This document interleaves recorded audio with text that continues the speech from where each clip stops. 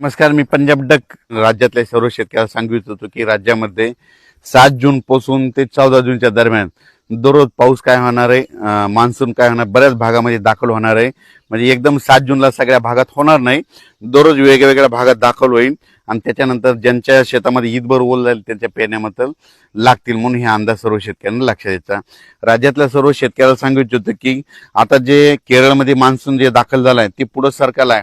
आता ते कर्नाटकमधून शॉर्टकट मार्गाने मधल्या मार्गाने येत असल्यामुळं त्याच्यामुळे काय होणार आहे, सांगली जिल्हा, कोल्हापूर जिल्हा, सातारा जिल्हा, अहिल्यानगर जिल्हा, बीड जिल्हा, धाराशिव जिल्हा, लातूर जिल्हा, परभणी जिल्हा, नांदेड जिल्हा, जालना जिल्हा, संभाजीनगर, अहिल्यानगर, त्याच्यानंतर नांदेड, हिंगोली, वाशिम, वर्धा, नागपूर, भंडारा, गोंदिया, चंद्रपूर, यवतमाळ, अकोला, अमरावती, बुलढाणा, जळगाव ह्या पट्ट्यामध्ये काय होणार आहे, इकडल्या मार्गे येत असल्यामुळे सुरुवातीला लवकर त्या पट्ट्यामध्ये दाखल होणार आहे.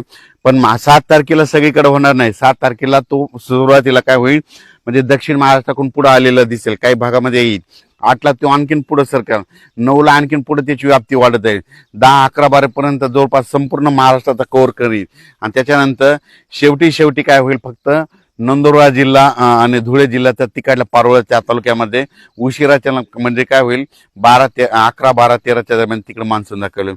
पण त्या अगोदर काय होईल, महाराष्ट्रामध्ये 7 जून पासून 7, 8, 9, 10, 11, 12 पर्यंत दररोज ते मान्सून थोडा पुढे सरकत ते संपूर्ण भाग कव्हर करेल आणि शेतकऱ्याला मात्र जीवदान ठरणार आहे. म्हणून हे अंदाज सर्व शेतकऱ्यांनी लक्षात द्यायचा.